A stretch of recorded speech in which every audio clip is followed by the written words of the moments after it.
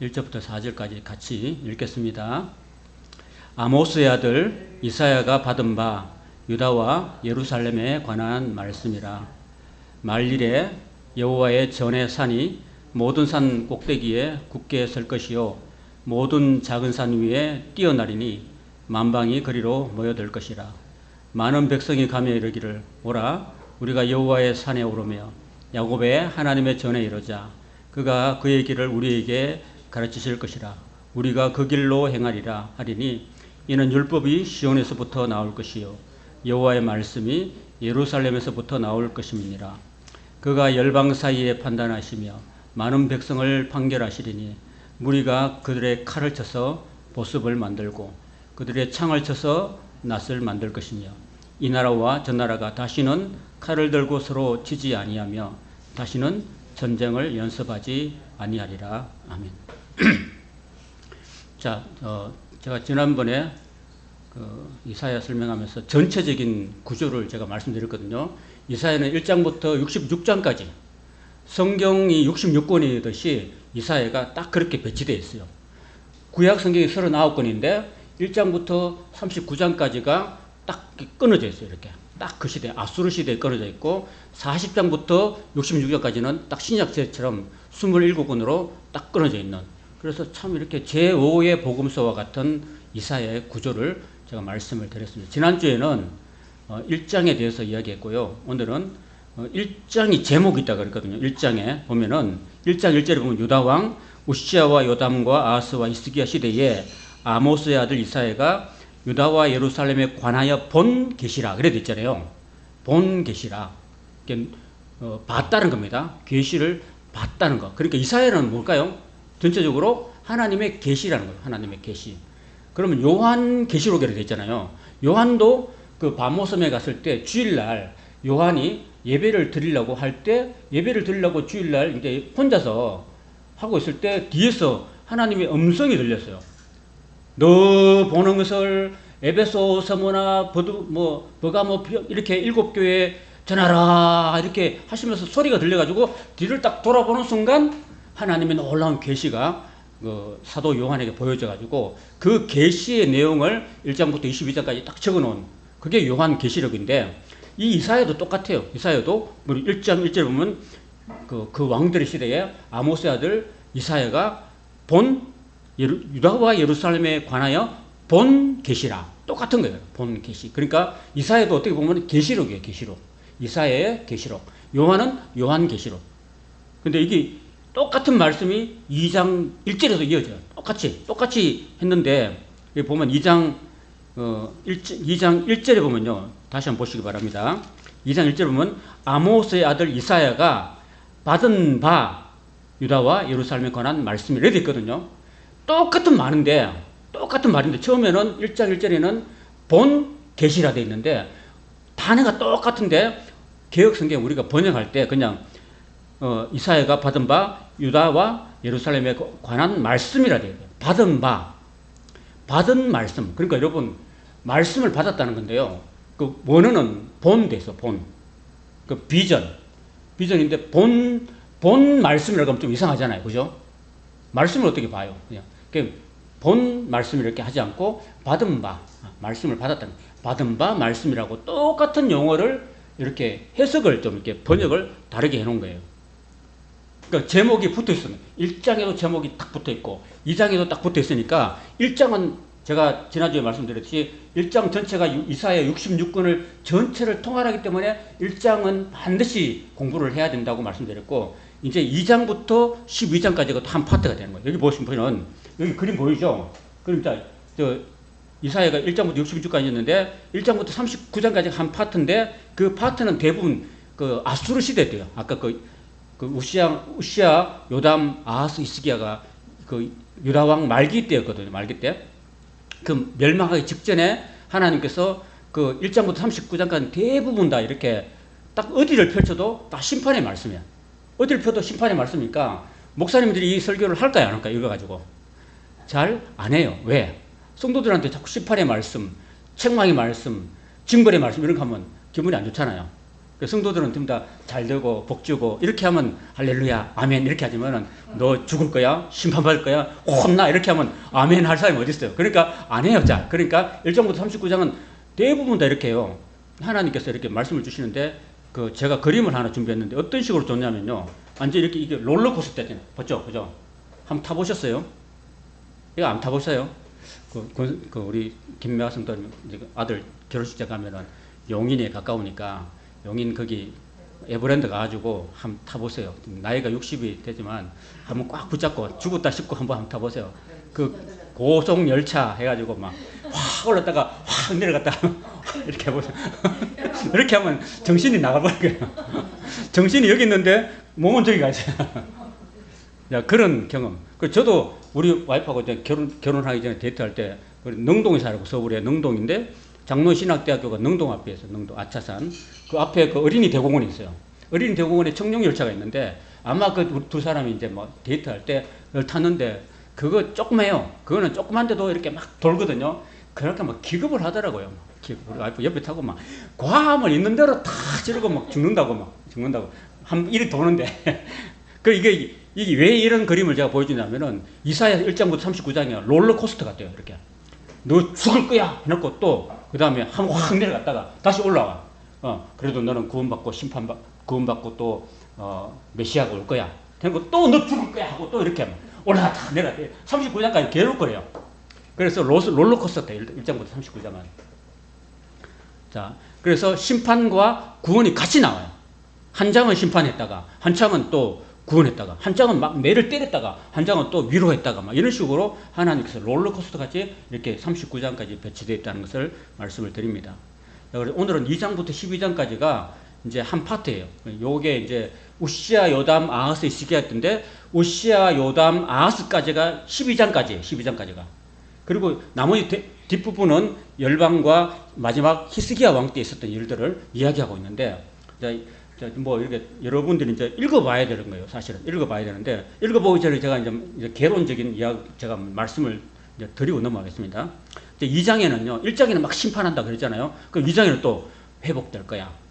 걱정하지 마. 또 너희들이 다 끝났지만 그래도 남은 자가 있고 또 회복시켜 주실 거야. 그러면서 이제 회복될 나라는 지금은 칼을 가지고 전쟁하는 나라가 아니라 이제 칼을 가지고 보습을 만들고, 보습이 뭘까요? 보습.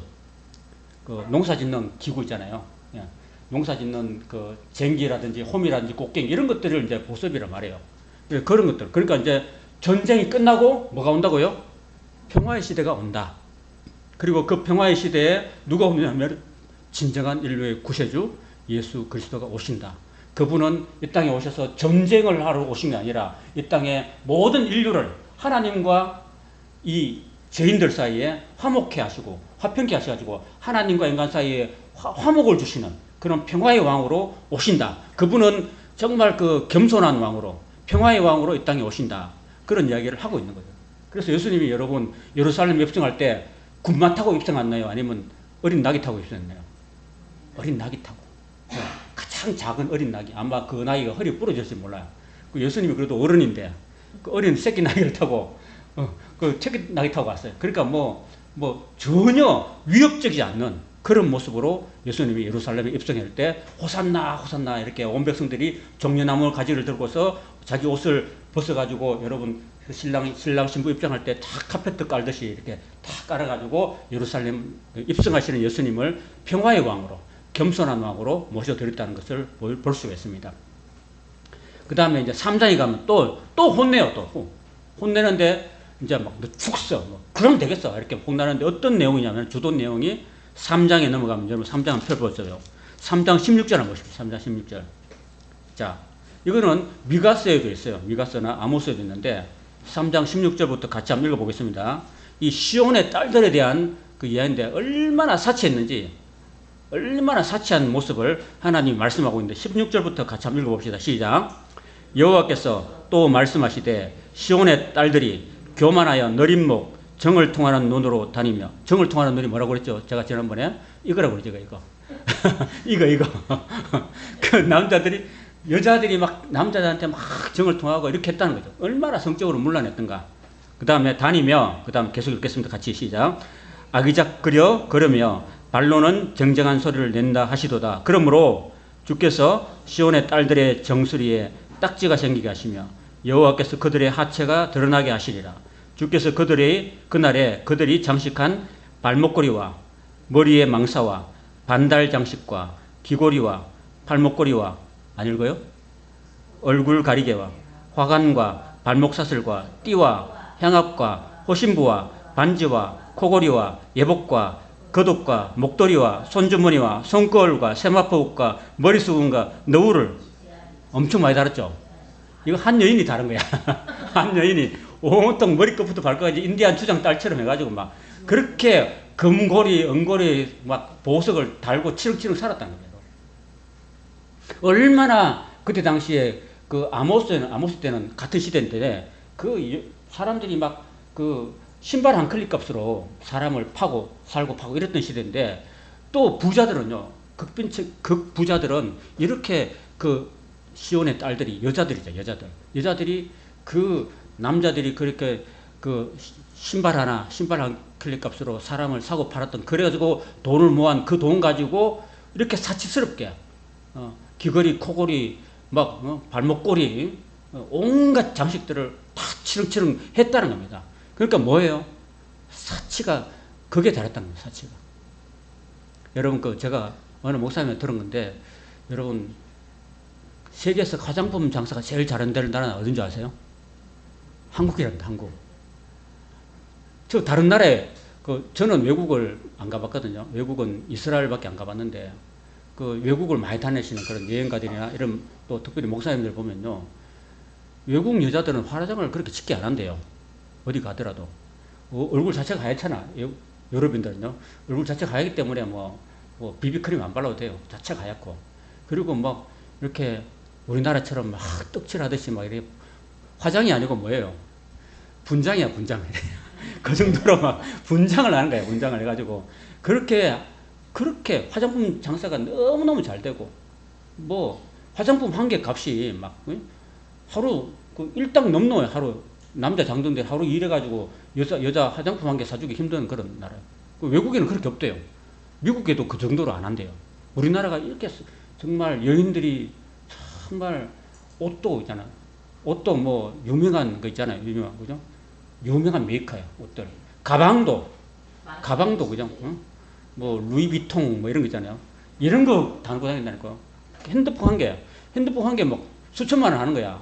거기 열어보면요, 뭐 있어요, 그게.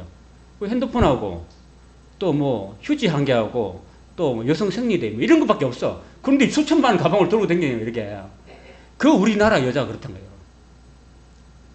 그 옛날에 그때 당시에 이 이스라엘 나라가, 유대 나라가 멸망하기 직전에 그때 당시에 여성들의 사치가 그게 달했다는 겁니다. 그래서 그 아모스에 보면 우유에다가 목욕을 하고, 상하국에다 살고, 여름 궁중, 겨울 궁중 만들고, 이렇게 살았다는 겁니다. 그래서 하나님이 결국은 몇십 년 후에 이스라엘 유대 나라를 완전히 그냥 바벨론을 보내가지고 짓밟아버린 겁니다. 그런 얘기를 지금 하고 있는 거예요. 거기 보세요. 25절에 보면요, 너희 장정은 칼에, 너희 용사는 전란에 망할 것이며, 그 성문은 슬퍼하며 곡할 것이고, 시온은 황폐하여 땅에 앉으리라 그랬잖아요. 그러니까 하나님이 바벨론 군대를 보내가지고요, 바벨론 군대가 갈대아 군사거든요. 갈대아, 바벨론 같은 말인데, 완전히 우리나라 말하면 저 위쪽에 조선시대 청나라 같은 거죠. 요즘 뭐 드라마에 뭐 한다며, 연인인가 하잖아. 거기 보면은 우리나라가 오랑캐라 했던 그 후금 있잖아요. 후금이 누르하치가 황제가 돼가지고 명나라를 부수고 이렇게 후금이 등장하면서 우리나라 이제 정묘호론과 병자호론이 생기잖아요. 병자호론 때 우리나라에 쳐들어왔던 그 사람들이 그 드라마에 보면 그 사람들은 뭘 먹어요? 피를 먹어요, 피를. 봤습니까? 한번 보세요. 나는 TV가 없어서 TV를 못 보는데, 우리 집은 이거 말고 TV가 없어요. 보면은 이제 피를 마셔요. 그 사람, 오랑캐야. 그런 흉측한 그런 사람들이 바벨론 사람들이에요.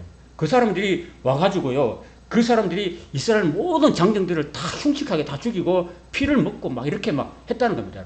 그렇게 해서 하나님께서 그 사치했던 이스라엘 유대 나라를 완전히 짓밟아버리고 성전을 불태워버리는, 하나님의 성전을 하나님이 불태워버리시는 그런 장면을 이야기합니다. 그런 남자는 씨가 말고 다 죽은 거예요, 여러분. 그 여인들이 이제 남아가지고 뭐 하겠어요? 그래서 그 상황을 4장 1절 같이 읽고 4장 1절 시작. 그날에 시작. 그날에 7 여자가 한 남자를 붙잡고 말하기를 우리가 우리 떡을 먹으며 우리 옷을 입으리니 다만 당신의 이름으로 우리를 부르게 하여 우리가 수치를 면하게 하라 하리라 이렇게 말해요. 그 남자가 다 죽었으니까요. 여자들이 누구 남자하고 이렇게 뭐 결혼할 상대가 없어요. 그 7 여자들이 한 남자에 달라붙어가지고 나는 이렇게 하면서 이렇게 했다는 거야. 나를 당신의 아내로 맞아주세요. 이렇게 막 7 여자가 막 이렇게 막 매달렸다는 겁니다, 여러분. 한 남자 그때는 지금 같으면 뭐 그럴 일 없겠지만은 정말 우리나라 저기 구자 쪽으로 하면 농촌 총각들 장가 못 가잖아, 그죠? 장가 못 가면 어디로 가요? 어디를 수입해요?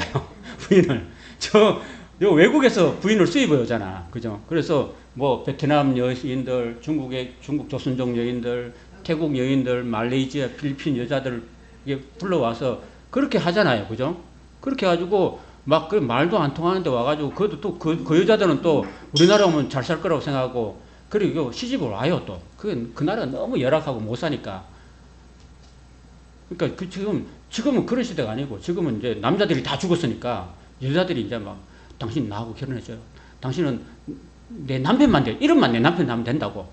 그래서 내가 내 먹을 거 내가 다 챙길 테니까 당신은 내 남편만 돼달라고. 혼인신고만 해달라고. 이렇게 하는 시대가 온다는 거예요. 그리고 실제로 그렇게 됐어요, 여러분. 끔찍한 그런 시대였던 겁니다. 그 다음에 이제 4장에 넘어가면은 4장 뒤에는 또 하나님께서 또 희망을 주십니다. 또 아까 또 그렇게 끔찍해가지고 7 여자가 한 남자에 붙어가지고 막 그렇게 할 거래 하는 거 또 4장에 넘어가면 또 희망의 말씀을 주시는 거예요. 그래서 그날에 2절에 보면 그날에 여호와의 싹이 아름답고 영화로울 것이요 그 땅에 솟아난 이스라엘의 편안한 자를 위하여 영화롭고 아름다울 것이며 이렇게 하면서 또 긍정적인 또 희망의 말씀을 또 주시는 거예요. 그러고 5장에 가면 또 하나님이 또 화를 내시고 또 심판의 말씀을 또 하시는 거예요. 그러면요 하나님이 사이콘가 이런 생각이 들기도 해요. 읽다 보면 아까 제가 뭐라고 했어요? 롤러코스터 같아요. 롤러코스터. 5장은요 한번 따라봅시다. 포도원의 노래. 포도원의 노래라고 하는데요. 그 포도원의 노래가 내용이 좋으냐 하면 안 좋은 거예요. 하나님이요 이렇게 말합니다. 자 5장 1절에 보면 나는 내가 사랑하는 자를 위하여 노래하되 하나님 사랑하는 자가 누굽니까? 이스라엘 백성들 하나님의 자녀들. 내가 사랑하는 자의 포도원을 노래하리라. 내가 사랑하는 자에게 포도원이 있으며 심히 기름진 산이로다. 그렇게 말합니다. 그래서 하나님께서 자 2절에 보면 땅을 파서 돌을 제하고 자 포도원 만들려면 땅을 파가 돌을 제해야 되겠죠. 돌을 제하고 그 다음에 극상품 포도나무를 심었도다 그랬습니다. 여러분. 뭘 심었다고요? 극상품 포도나무를 심었으면은 열매는 어떻게 돼야 돼요? 극상품 열매는 왜 돼요? 그런데 열매는 어떻게 됐을까요? 그 중에 망대를 세우고 그 안에 술틀을 팠고 좋은 포도 맺기를 바랐더니 뭘 맺었어요? 들포도를 맺었다. 여러분 들포도는요, 뭐 예를 들어서 감귤 있잖아. 감귤도 하우스에서 막 관리하고 하면은 당도가 높죠. 그리고 가격도 더 많이 나가고 상품이 되는데 그 바깥에다가 노지에다가 키운 감귤은 어때요? 아무래도 하우스 감귤보다는 조금 질이 떨어지죠. 그 들포도 마찬가지. 들에 그냥 아무도 관리 안 해. 그냥 그 심어놓기만 하고 그냥 아무도 관리 안 하고 하는 그런 들포도. 그 맛이 당도가 약해요. 그러니까 하나님이 극상품 포도로 이스라엘 백성들을 심어놨는데 하나님의 사랑을 심고 선지자를 보내고 하나님 말씀을 주고 하나님의 사랑을 탁 통해서 이렇게 좋은 포도 하나님의 백성다운 열매를 기대했는데 그 모든 이스라엘 백성들이 들포도를 맺었다. 하나님 말씀을 떠나고 하나님을 버리고 온갖 바알과 아세라 우상을 숨기고 하나님 말씀을 멀리하고 하나님 말씀을 전하러 온 선지자들을 돌로 쳐 죽이고 이렇게 했다는 겁니다. 그러니까 하나님이 이런 말씀을 하시는 거예요.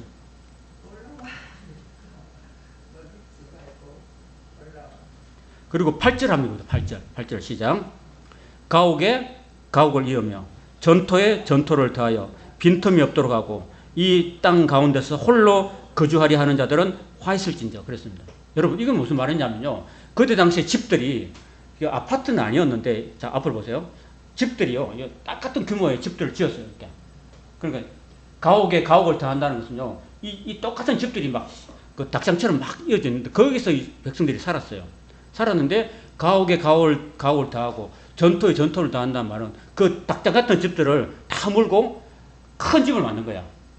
그러니까 돈을 줘가지고 그 가난한 사람들이 사는 집을 다 사들여. 싼 값에 사들여가지고 다 쫓아내고 그 집을 다 큰 집을 한 개 만들어가지고 혼자 사는 거야. 무슨 말인지 알겠습니까? 혼자 독불장군으로 더 돈이 많으니까 가난한 사람들 다 몰아내고 닭장 같은 그런 몇 평짜리 그 원룸 다 몰아내고 혼자서 대굴 같은 집을 지어가지고 거기다가 또 전토를 다 사가지고 그 전토에 그죠 다 이렇게 쳐버리고 혼자 이제 혼자 그 밭을 감상하고 그랬다는 겁니다. 그러니까 너무 이기주의잖아요. 사람들이 잘 사니까 우유에다 목욕할 정도니까 너무 잘 사는 사람들이 너무 잘 살아가지고 이런 식으로 혼자서 다 부를 다 누리고 대부분의 그 국민들은 전부 다 막 거지 같은 삶을 살고 쥐꼬리 같은 봉급을 받고 겨우겨우 살아가는데 잘 사는 사람은 몇 사람이 잘 살고 이런 것들이 하나님의 진노를 유발했다는 것입니다. 오늘 이 땅도 그렇습니다. 앞으로 시대가요 이제는 그 중산층이 이제 없어지는 시대가 올 겁니다. 중산층이 잘 사는 나라, 부유한 나라, 행복한 나라는 중산층이 두꺼운 나라예요. 그런데 이제 안 좋은 방향으로 흘러가면 빈익빈 부익부. 그러니까 부자들은 끝없이 다 부자 1%. 그리고 나머지 99%는 전부 다 이제 월급쟁이. 한 달에 100만 원, 200만 원 받아도 겨우 입에 풀칠하고 자녀 교육하는 것도 힘들잖아요. 자녀 교육비가 너무 비싸, 사교육비가. 그래서 막 서울에 한번 보내봐요. 서울에 유학 보내면요. 그 집도 저거 하면 너무 돈이 많이 들어요, 사실은. 저도 자녀를 키우잖아요. 지금 자녀를 서울에 둘이나 보내놨는데 뭐 너무 힘들어요. 하나님 은행 아니면 살 수 없을 정도 너무 힘들어요. 이런 시대가 안 좋아요. 그리고 사실은 좋은 시대는요. 남자 혼자만 벌어도 충분히 되는 그런 시대가 좋은 시대입니다. 부부가 맞벌이 해도 벌어먹기 힘든 그런 시대는 안 좋은 시대입니다. 역사적으로. 지금 어떤 나라요? 우리나라가? 맞벌이 해도 힘든 시대죠. 그죠? 맞벌이 해가지고 부인도 벌고 남편도 버는데 어디다 다 돈이 들어가요?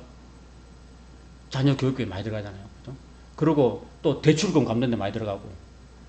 여러분, 은행에서는요, 엄청 받잖아요? 은행에 예금해 놓으면은, 여러분, 이자 얼마 붙어요? 쥐꼬리만큼 붙죠? 그럼 내가 은행에서 대출을 받아봐. 그럼 대출금, 리터비 얼마나 붙어요? 이만큼 눈덩이에 붙잖아요. 그리고 지금 너무나 나라가 힘든 그런 나라 참 걱정이 됩니다. 이런 시대가 바로 이때 당시에 유대 나라 시대였다라는 사실입니다. 그리고 지금 우리나라하고 비교하면 너무나 비슷한 그런 양상을 띠고 있다는 것입니다. 자, 그 다음에 이제 6장에 가면 이제 이사야 선지자가 이제 이때 이제 하나님께 부름 받는데, 안 넘어가네요. 배터리 전원이 부족합니다. 부름 받는데, 이제, 하나님께 부름 받을 때 어떻게 부르냐면 6장 한번 펼쳐보세요. 6장. 이제 6장 1절과 2절, 3절 같이 한번 읽어보겠습니다. 시작.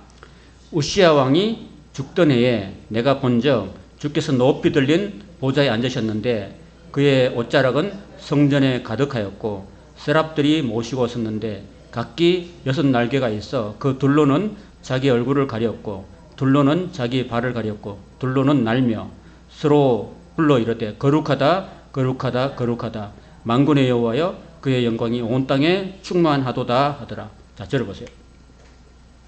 이때 이제 이사야는 아마 왕족이라고 그랬잖아요. 왕족이기도 하고 또 제사장이기도 했던 것 같아요. 그러니까 성전에 있었잖아요. 성전에 하나님의 성전 솔로몬 성전에서 그 예배하고 제사를 집전하고 있는 순간에 하나님께서 나타나신 거예요. 나타나실 때 그 성전에서 어떤 모습을 보여줬냐면요. 그때가 이사야 죽던 해인데, 우시야 왕이 죽던 해인데, 딱 봤는데, 하나님께서 높이 들린 보좌에 앉으셨단 말이에요. 하나님이 보좌에, 이 보좌의 모습은 요한계시록에 나와요. 요한계시록에 하나님이 보좌에 앉으신 모습이 나오고, 그 보좌 둘러서 24장로가 나오고, 그 위에 수많은 장로들이 앉아있는, 도일해 있는 그리고 24장로가 면류관을 이렇게 자기가 하나님으로 받은 면류관을 이렇게 내려드리는, 하나님 앞에서 겸손하게 내려드리는 그런 모습이 나오는데, 지금 똑같은 모습을 이사야가 보고 있다는 것입니다. 그리고 서랍들이 모시고 있었다 그랬습니다. 서랍들이라는 말은요, 서랍은 천사가요, 그룹이 있고 서랍이 있는데요. 게루핌이 있고 세라핌이 있는데 둘 다 천사예요. 여기 보면 서랍들이 되어 있잖아요. 서랍들요.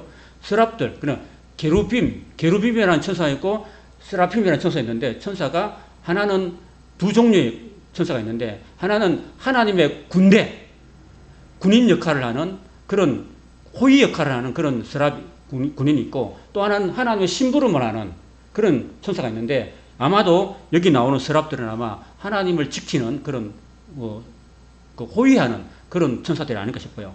근데 그 천사들의 모습이 어땠어요? 자, 천사들이 딱 모시고 서 있는데, 천사들이 날개가 있었어요. 날개가. 비행기는 날개가 몇 개예요? 비행기는 날개가 2개죠. 자, 그럼 파리는 날개가 몇 개예요? 2개죠. 근데 천사는 날개가 몇 개일까요? 천사는 날개가 6개가 있거든요. 여러분, 우리 그 옛날 그림 보면은 천사들이 이렇게 이렇게 그 레오나르도 다빈치 이런 그림들 보면요, 천사들이 어떻게 되어 있는 거예요? 꼬추를 내놓고 옷 빨가벗고 통통하게 생겨가지고 양쪽에 어깨에 뭐가 있어요? 날개가 2개 달려있죠. 그건 잘못된 거예요. 잘못 그린 거예요. 왜냐하면 여기 성경에는 천사들이 날개가 6개 있던 거예요. 각기 6개 있는 거예요. 그 역할이 뭐냐? 2 날개는 일단 날아. 그 2 날개는 뭐해요? 뭐라고 되어 있어요?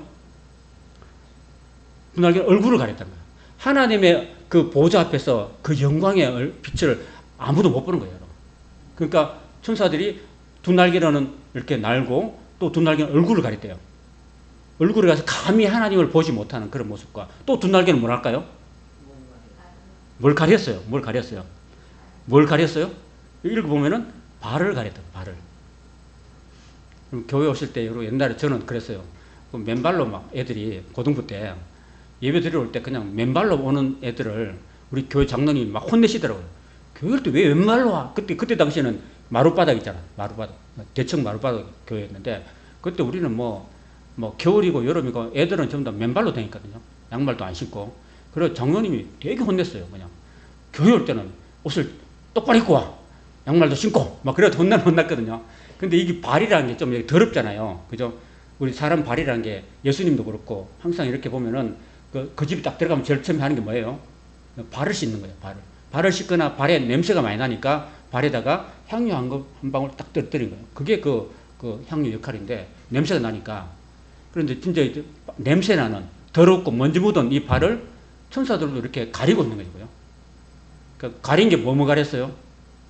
눈을 가리고 또 발을 가리고. 그리고 날개는 날고. 그러면서 또 뭘 했어요? 천사들이 한 일이 뭐예요? 하나님을 거룩하다 하면서 하나님을 찬양했던 그런 모습이 여기 나오잖아요. 이 모습이 어디 나오냐면은 요한계시록 그대로 나와요. 요한계시록에도 하나님을 찬양하는 그런 모습이 딱 있습니다. 하나님을 경배하고 찬양하는 모습이 그대로 여기도 나온다는 것입니다. 그래서 그 모습을 봤는데, 이 이사야가 그 하나님의 그 모습, 천사의 모습을 보고서 하나님을 딱 눈앞에 봤을 때 사람이 어떻게 될까요, 여러분? 화로다 나여 죽게 되었도다. 그건 뭘 말할까요, 여러분? 지극히 거룩한 하나님 앞에서 죄인된 인간은 감히 설 수 없는, 감히 고개를 들 수 없는 그런 존재라는 사실입니다, 여러분.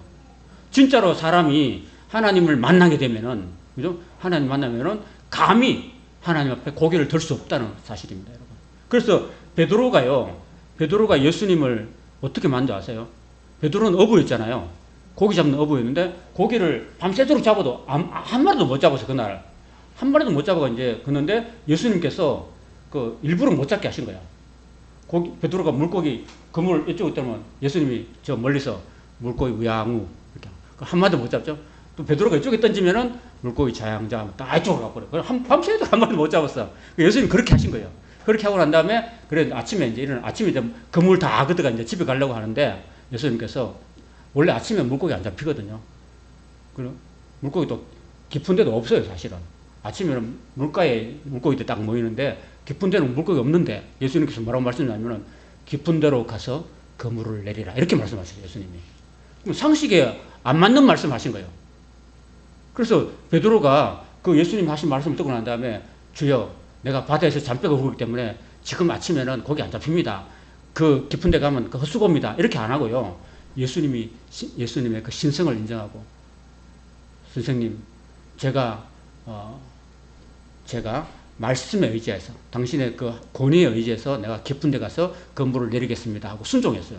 그리고 깊은 데로 가가지고 그물을 탁 던진 순간에 그 모든 갈릴리 바다의 물고기들이 엄청 다 잡히는 거예요. 그 자리에. 그리고 그물을 끌어올릴 수가 없는 거예요. 너무 무거워가지고.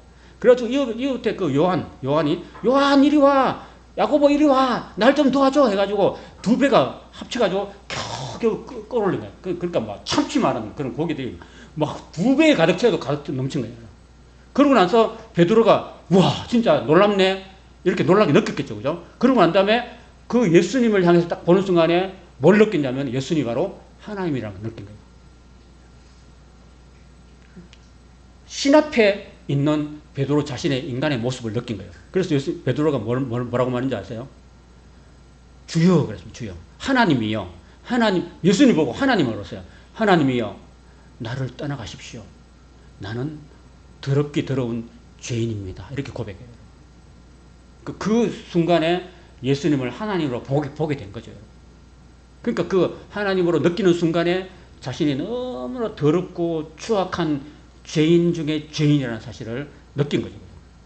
이사야도 마찬가지입니다. 이사야도. 그 하나님의 보좌 앞에 하나님이 천사들과 보좌에 둘러싸인 그 보좌 앉으신 하나님을 보는 순간에 자신이 너무나 추악한 죄인이다 라는 사실을 느끼게 된 거죠. 그래서 나를 떠나십시오. 나는 망하게 됐도다. 나는 입술이 부정한 사람이다. 얼마나 그동안 욕을 많이 하고 또 거짓말 많이 하고 사기 많이 치고 험한 말 많이 하고 남의 상처를 많이 입힌 그런 말을 했는지 이 이사야가 나는 입술이 부정한 사람이라고 이렇게 고백합니다. 그리고 부정한 백성 중에 거주하면서 만군의 여호와이신 하나님을 배웠도다 이렇게 하면서 그렇게 했을 때 하나님이 그죠 그 불의 지진 그거 있잖아요. 그걸 가지고 숯불에 구인 핀 숯을 가지고 이사야의 입에다가 팍 찢어버렸습니다. 입에다가 얼마나 더 웃겠어요, 여러분. 입에다 찢어버렸다니까요. 그 부정한 입을 찢어버렸어요, 하나님. 그러면서 하신 말씀이 내 악이 지하해졌고 내 죄가 사해졌다 이렇게 말했습니다. 여러분 우리의 모든 입술에 더러운 죄들 우리의 모든 악한 행위들 생각들 이런 것들을 뭐로 지울 수 있겠습니까, 여러분? 바로 예수 그리스도의 십자가의 피로서 지울 수 있음을 믿습니다. 그럼 우리는 하나님의 어린 양의 그 보혈의 피로 우리는 모든 죄가 사함받은 줄로 믿습니다. 그리고 우리는 예수님 앞에서 거룩하도 안 받고 어렵도 안 받고 제사함 받은 존재인 줄로 믿습니다. 게다가 하나님의 자녀로 인정해 주신 하나님의 양자가 된 줄로 믿습니다. 예, 그렇습니다. 자, 6장이 그렇고요. 7장에는 또 하나님이 또 계시를 말씀해 주시는데요. 임마누엘, 여러분 임마누엘 유명하죠? 마태복음 2장에 나오는 임마누엘, 하나님의 아들, 하나님 우리와 늘 함께 하신다는 임마누엘의 계시를 해주고 있습니다. 여러분. 그래서 14절에 보면 7장 14절에 보면 그러므로 주께서 친히 징조를 너희에게 주실 것이라 보라 처녀가 잉태하여 아들을 낳을 것이요 그 이름을 임마누엘이라 하리라 이렇게 말씀하잖아요. 그 임마누엘이 누구예요? 바로 예수님이에요. 예수님. 지금 또 예수님이 인류의 소망이고 희망이 되신다는 이야기를 하고 있는 거예요. 그 다음 8장에 넘어가면은 이사야가 아들을 하나 낳는데 아들 이름을 한번 따라 볼 거예요. 8장 3절에 보면 한번 따라 봅시다. 마헬살랄 하스바스 이름이 글자가 8자예요. 길죠? 마헬살랄 하스바스 이게 무슨 뜻이냐면 4절에 보면요. 8장 4절에 보면 이 아이가 내 아빠 엄마라고 부를 줄 알기 전에 여러분 아이가 태어나가지고 엄마 아빠라고 언제 이야기해요? 언제 엄마라고 그래요? 돌 지나죠? 돌 지나서 엄마 그러죠. 도인은 언제부터 엄마라고 그랬어요? 도인이는 할머니 그래요 안 그래요? 해요? 할미 그래요? 아 그래요? 아이고 똑똑하네요. 그러니까 이 아이가 마할살렐 하스바스가 그 아이가 둘째 아이거든요. 둘째 아이가 엄마 아빠라고 아빠, 엄마 하기 전에 모든 이스라엘 나라들이 바벨론, 저기 어디로, 여기 보면은 아수르 왕 옆에 다 이럴 것이다. 그랬어요, 여러분. 나라가 망한다는 뜻이에요, 그럼. 나라가 망한다. 그런 이야기를 하고 있습니다. 그러니까 이거 8장도 결국 또 롤러코스터의 아래쪽이 되는 거죠. 그 다음에 9장에 넘어가면은 예수님이, 그 예루살렘의 그 도시, 수도권에 오는 게 아니라요. 예수님이 물론 베들레헴에 태어나시지만 어디로 가서 사역을 하셨냐면요. 저 이방의 갈릴리 지역에 가서 사역을 하신다라는 말씀을 하고 있습니다. 9장 1절 같이 읽겠습니다. 9장 1절 시작. 전에 고통받는 자들에게는 흑암이 없으리로다. 옛적에는 여호와께서 스불론 땅과 납달리 땅에 멸시를 당하게 하셨더니 후에는 해변길과 요단 저쪽 이방의 갈릴리를 야롭게 하셨느니라. 이렇게 이게 무슨 말씀이냐면요. 여러분 우리나라를 보면은 그 북쪽의 오랑캐들이 저 함경남도 그 평안북도 이런데 그 오랑캐들이 많이 치러왔잖아요. 여진족, 그죠? 여진족 이런 만주족 이런 족들이 북쪽에 많이 쳐들어가지고 그 장군들이 북쪽에 그 가기를 싫어했잖아요, 그죠? 북쪽에 변방에 가기를 싫어했잖아요. 그 가기 싫어하는 모든 사람이 가기 싫어하는 곳, 그 외적들이 많이 치들어왔던 것, 어둠의 땅, 고통받는 땅, 그 땅에 예수님이 거기 가서 사역을 하셨다는 겁니다. 그래서 이스라엘 나라가요, 크지는 않은 나라인데 북쪽이 갈릴리 지역입니다. 그 갈릴리 지역이 옛날부터 오랑캐들이 많이 쳐내려와서 그 곡식들을 약탈해가고 부녀들을 성폭행하고 그냥 아이들을 다 때려 쳐매고 이렇게 했던 그런 흑암의 땅이었습니다. 그 예수님이 어디 가서 사역했냐면은 예루살렘에서 예수님이 복음 사역을 감당한 게 아니라 예수님이 3년 동안이나 계속해서 그 갈릴리 지역에 이방의 갈릴리 그게 납달리 땅, 스불론 땅. 이 납달리와 스불론은요 야곱의 12알 중에서 첩의 소생이에요. 첩의 소생이니까 저 변방의 땅을 얻었어요. 변방에. 정실 부인이 아니라 첩의 소생이기 때문에 그래서 너무 고생이 심하고 어둠이 가득했던 그런 땅에 그러니까 그런 땅에 예수님께서 가신 거예요. 거기서 예수님이 사역을 했던 겁니다.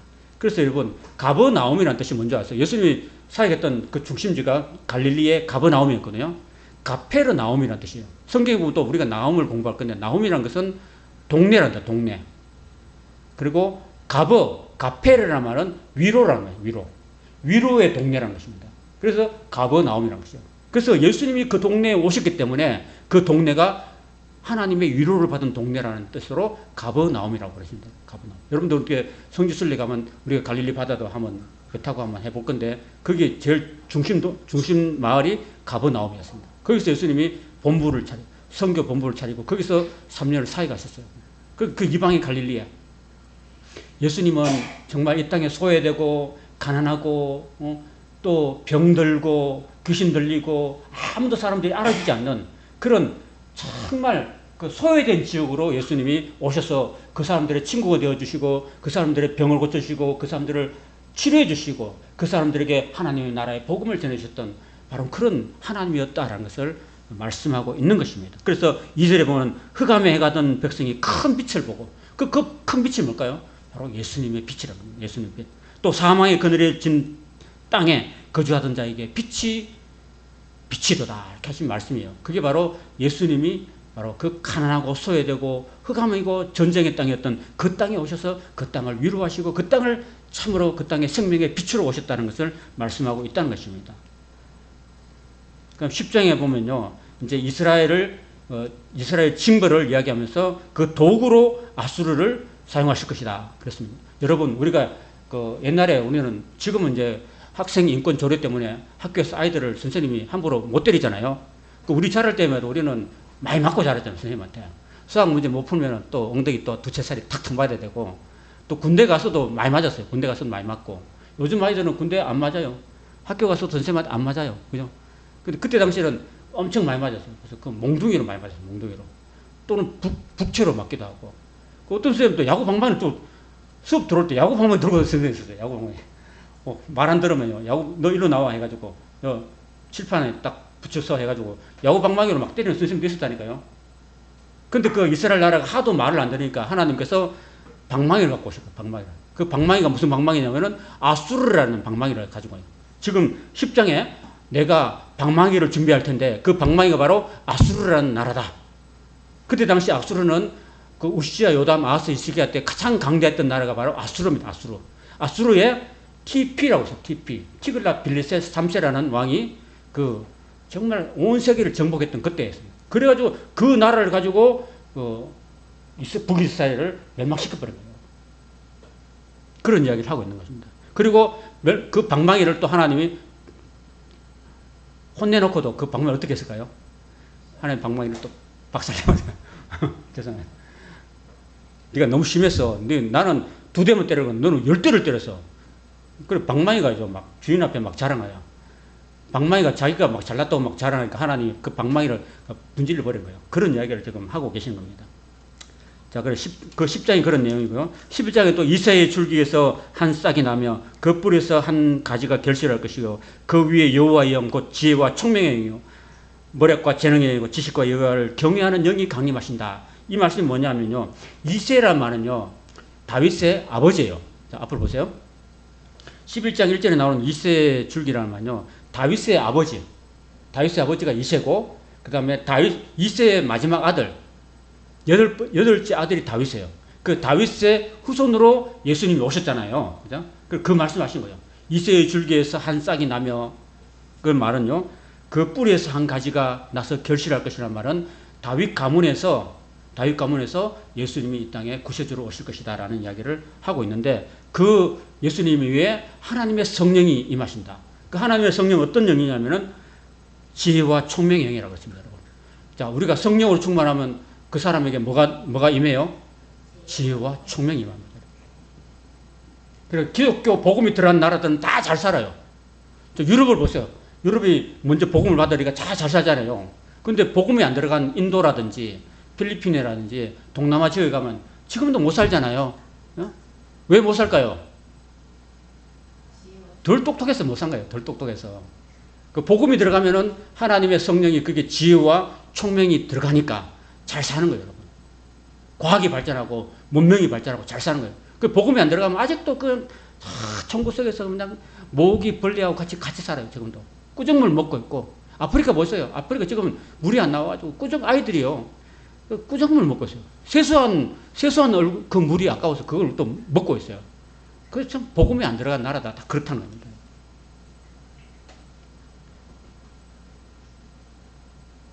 그 다음 마지막에 12장에 보면요. 감사 찬송을 이렇게 하고 있습니다. 그래서 그 감사 찬송을 1절부터 6절까지 이제 하면서 5절과 6절 보면은 여호와를 찬송할 것은 극히 아름다운 일을 하셨으니 이를 온 땅에 알게 할지어다. 시온의 주민아 소리 높여 부르라. 이스라엘의 거룩하신 이가 너희 중에서 크심이니라 할 것이니라. 이렇게 하고 감사 찬송으로 이렇게 마치고 있다는 사실입니다. 1절에서 12장까지 살펴봤는데 자, 집에 가셔서 다시 한번 1장부터 12장까지 잘 읽어보시기 바랍니다. 롤러코스터처럼요. 심판도 있고 또 구원의 희망도 주시고 이런 메시지라는 것입니다. 자, 기도하겠습니다. 하나님 아버지 우상 숭배와 죄악으로 멸망과 심판을 받은 이스라엘 또 그들에게 또한 회복을 선포한 선지자의 예언이 겸손과 평화의 왕이신 예수 그리스도께서 이 땅에 오심으로 성취되었음을 감사드립니다. 예수 그리스도의 십자가의 보혈로 말미암아서 오늘 우리의 모든 죄도 청산해 주시고 우리에게 죄사함과 구원의 은혜를 주심을 감사합니다. 이제 다시 오실 그 시도를 맞이할 준비를 하면서 우리가 살아야 되는데 우리가 하나님 앞에서 구원받은 하나님의 자녀로서 어떤 삶을 살아야 될지 하나님 말씀을 잘 배우고 깨달아서 하나님이 기뻐하시는 삶을 살게 해주시고 주님 앞에 설 때 부끄러움 없게 하시고 이 땅에 살 동안에 하나님 뜻대로 살아서 많은 영혼을 주께로 인도하고 하나님 나라를 확장시키며 하나님 앞에 설 때 칭찬과 상급받는 우리 교회 모든 성도들 복된 인생이 다 될 수 있도록 인도하여 주시옵소서. 예수님의 이름으로 기도하옵나이다. 아멘. 우리 주님 가신 기도를 드리고 함께 마치도록 하겠습니다. 하늘에 계신 우리 아버지, 아버지의 이름을 거룩하게 하시며 아버지의 나라가 오게 하시며 아버지의 뜻이 하늘에서와 같이 땅에서 이루어지게 하소서. 오늘 우리에게 일용할 양식을 주시고 우리가 우리에게 잘못한 사람을 용서해 준 것 같이 우리 죄를 용서해 주시고 우리를 시험에 빠지지 않게 하시고 악에서 구하소서. 나라와 권능과 영광이 영원히 아버지의 것입니다. 아멘. 감사합니다.